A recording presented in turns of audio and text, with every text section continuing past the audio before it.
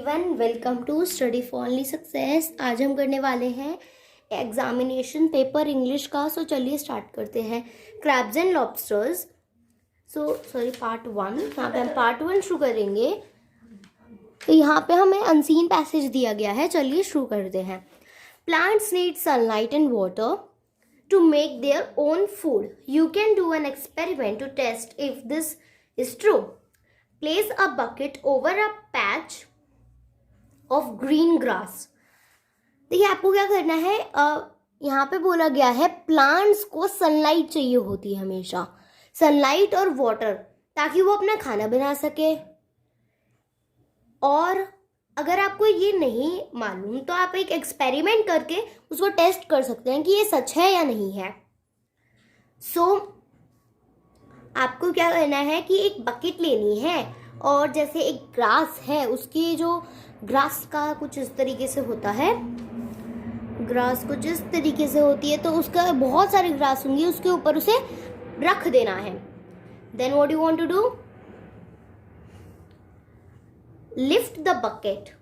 After a few days lift the bucket, you will see that the grass is not green anymore. यहाँ पे जब आप इसको थोड़े दिन के लिए रखने के बाद जब आप बकेट को निकालोगे, आप देखोगे कि जो ग्रीन ग्रास है, वो जो ग्रास है वो ग्रीन नहीं रही है अब। If you leave the bucket in a place for a week, अगर आप एक वीक के लिए इसे रख देते हो तो क्या होगा, the grass will become very dull. जो ग्रास है वो बहुत ज़्यादा डल हो जाएगी, उसका कलर बिल्कुल भी नहीं रहेगा, ना येलो रहेगा ना ग्रीन रहेगा। This happens because the grass can not make food in the dark. Dark में कैसे फूड नहीं बना सकती, क्योंकि इसलिए हमने बकेट रख दी। सपोज बकेट इस तरीके से हमने रख दी, बट बकेट के उसे ना ही एयर मिल रही है, ना ही उसे सनलाइट मिल रही है, ना वाटर मिल रहा है, तो वहाँ पे वो और ग्रो नहीं कर पाएगा कोई भी प्लांट। अगर हम उसकी ग्रोथ कर देंगे ख़त्म, तो फूड भी नहीं बना पाएंगे, क्योंकि उन्हें सनलाइट और वाटर नहीं मिल रहा। इसलिए वो डल बन जाएगी और उसका कलर भी नहीं रहेगा।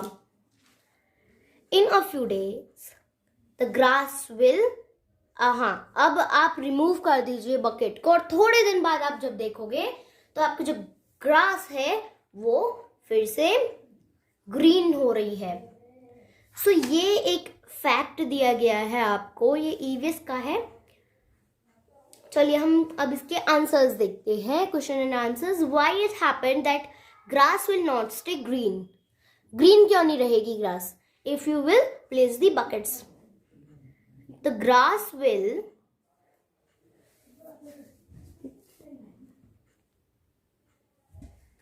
the grass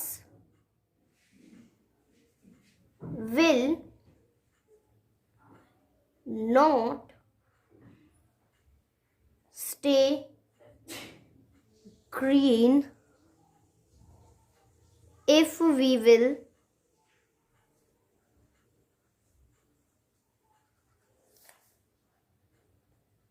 place the bucket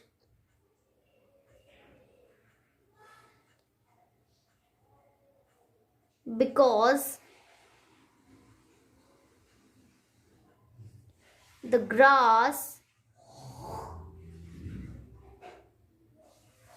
is not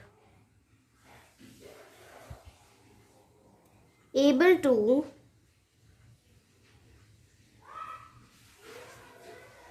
make their own food, वो अपना खाना नहीं बना पा रहे हैं। नाउ चलिए सेकेंड क्वेश्चन देखेंगे। This passage says that, option A, don't use buckets, buckets को यूज मत करो। बी, बकेट्स आर बैड, गंदी होती हैं बकेट्स। या फिर C, every plant needs sunlight to grow, हर प्लांट को सनलाइट भी चाहिए, सनलाइट एंड वाटर यहाँ पे आएगा, टू ग्रो। ये आपका ऑप्शन नंबर सी करेक्ट हो जाएगा। Find the bright opposite from the passage, हमें ब्राइट का ऑपोजिट ढूंढना है पैसेज से। सो यहाँ पे देख सकते हैं आप, यहाँ पे डल होगा, ब्राइट का ऑपोजिट ये रहा डल। सो आपके ऑप्शंस हैं डल, बी रॉ या सी ब्लैक। सो यहाँ पे ऑप्शन नंबर ए सही हो जाएगा, dull will be the opposite of bright. यहाँ पे आपको पूछ सकते हैं कि डल का ऑपोजिट बताइए। अगला देखिए, the grass become dull in how many days, कितने दिनों में जो ग्रास है वो डल बन जाएगी। Option A 1 week, option B 1 month, option C 1 year. तो यहाँ पे करेक्ट ऑप्शन हो जाएगा ए 1 वीक। नेक्स्ट पे आएंगे, crabs and lobsters thought Hari a lesson how. जो क्रैब्स और लॉबस्टर्स थे उन्होंने हरी को एक लेसन, ये पार्ट 2 है, कैसे सिखाया। सो हम लिख देंगे crabs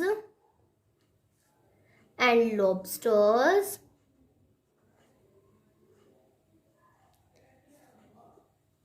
taught Hari a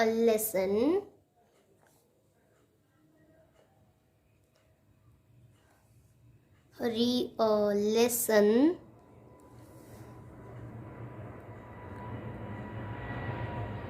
by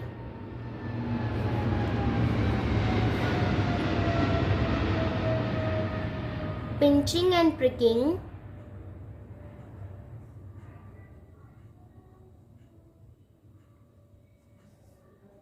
him with their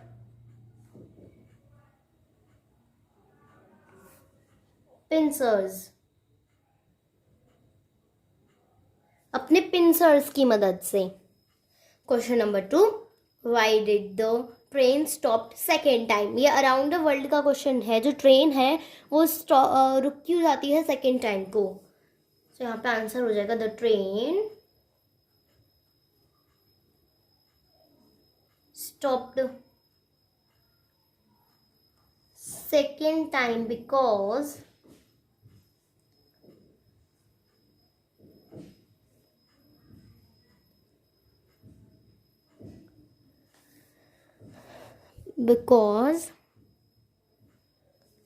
क्या हुआ था, the bridge was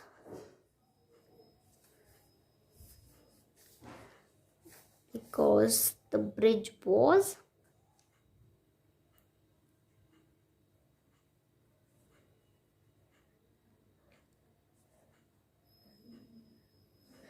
was suspension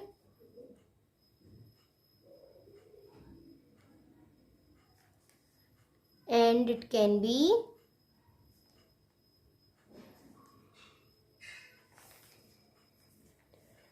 broken also। कैसे टूट जाता, क्योंकि वहां पे जो ट्रेन का वेट था वो सस्पेंशन ब्रिज था, इसलिए बड़ा हो ज़्यादा वेट की वजह से वो जो ब्रिज था वो टूट भी सकता था। Polar bear live where with her family. Polar bear मालू भालू चैप्टर से है ये। तो polar bear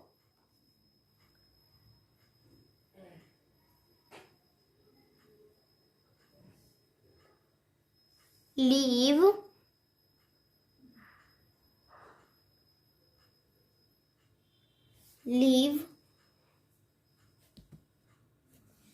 at the icy layer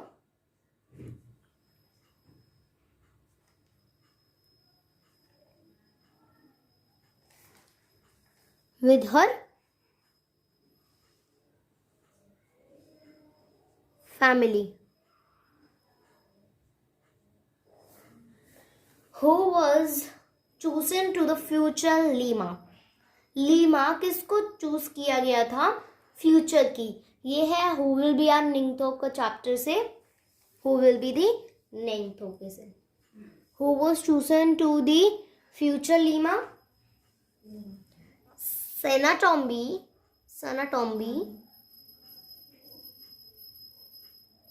was chosen to the future Lima.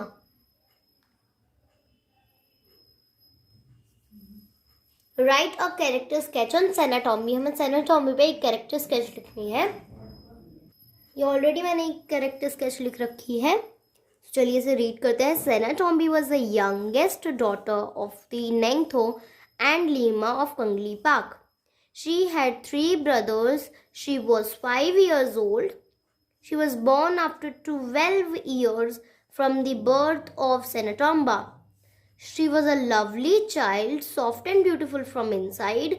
She had soft feelings for Mother Nature, plants, birds, and animals.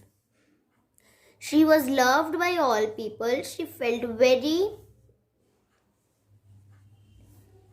यहाँ पे होगा she felt very bad when her brother uprooted and destroyed the banyan tree for a more competition, as it made the birds homeless. Because of her caring nature, she was chosen to be a future queen, future Lima. और यहाँ पे जो है हमारा she felt very bad, ये एक double बार लिख गया है, यहाँ से है she felt very bad. Okay, अब हम पार्ट 3 पे आते हैं। The boys play dash. Right the correct form of verb. हमें यहाँ पे करेक्ट फॉर्म चूज करनी है वर्ब की। The boys played dash quite. The boys played quietly. जो बॉयज हैं वो शांति से खेल रहे हैं। ही डैश गो, ब्रैकेट में गो है, फॉर अ वॉक। यहाँ पे आ जाएगा he goes for a walk. अनजम्बल the following. अच्छा, यहाँ पे हमें अनजम्बल करना है, चलिए देखते हैं। BRCA, तो ये हो जाएगा CRAB, क्रैब। ये है AHIR, ये हो जाएगा HARI, हरी। नेक्स्ट देखिए LIMEA, ये हो जाएगा लीमा, LIMEA, लीमा। देन है ASNOA TMIB, ये हो जाएगा Sanatombi, SANATOMBI, Sanatombi. Rhyming word for the following. Blue का हो जाएगा ग्लू एंड फ्लू मतलब उड़ जाना। देन ब्रिज का हो जाएगा stitch,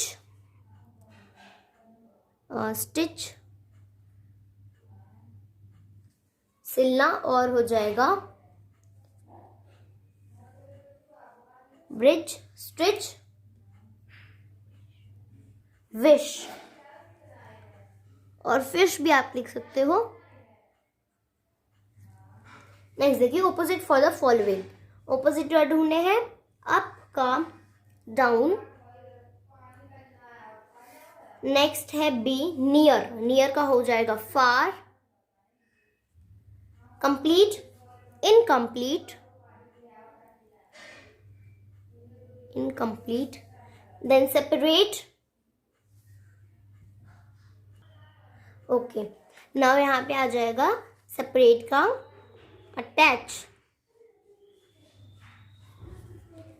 right the correct degree of adjective. Adjective की करेक्ट डिग्री लिखनी है, ये ऑलरेडी मैं आपको वीडियो बना के समझा चुकी हूँ।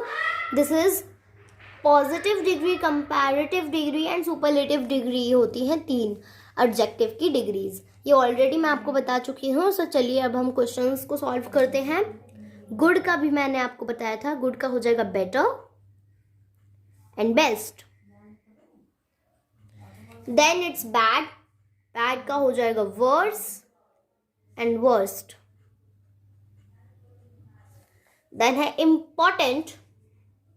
इम्पोर्टेंट का हो जाएगा हमारा more important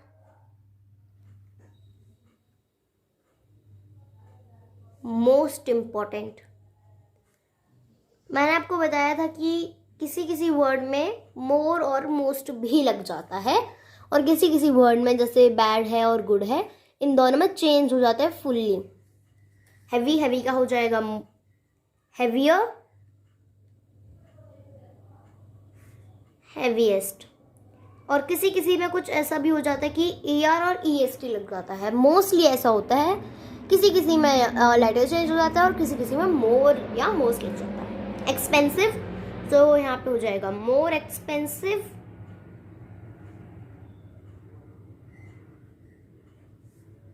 most expensive.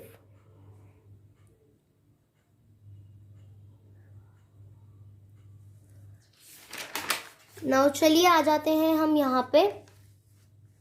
Right a complaint letter against Hari. Hari के लिए कंप्लेंट लेटर लिखना है, और लेट मी जूम हियर, और a notice for an annual examination, annual function by a head boy or a head girl। आप head boy, अगर आप boy हो तो हेड बॉय की तरफ से लिखोगे, अगर आप गर्ल हो तो हेड गर्ल की तरफ से लिखोगे। अब यहाँ पे एनुअल फंक्शन के लिए हम नोटिस लिख लेते हैं। कंप्लेंट लेटर के लिए मैं अलग से आपको वीडियो बना के सेंड करूँगी। चलिए अब देखते हैं नोटिस। सो हम सबसे पहले अपने स्कूल का नेम लिखते हैं। सो कोई भी स्कूल आप लिख सकते हैं यहाँ पे, सपोज वो XX है, एंड यहाँ पे हम डेट लिख लेंगे। डेट है आज की 10/3/2021, और यहाँ पे आपने स्कूल का नेम लिख लिया, और यहाँ पे आपका आ जाएगा नोटिस। अब हम देखेंगे कैसे करेंगे। तो ये कुछ इस तरीके से हो जाएगा। This is to inform all the students that our school is organizing an annual function on 12th March 2021. The function will be held in school auditorium at from 9 a.m. till 12 a.m. There will be many activities such as dance, painting, singing, sports like football, basketball, tennis, and so forth. Students who are interested to perform an annual function give their names to their respective class teacher latest by 11th March 2021.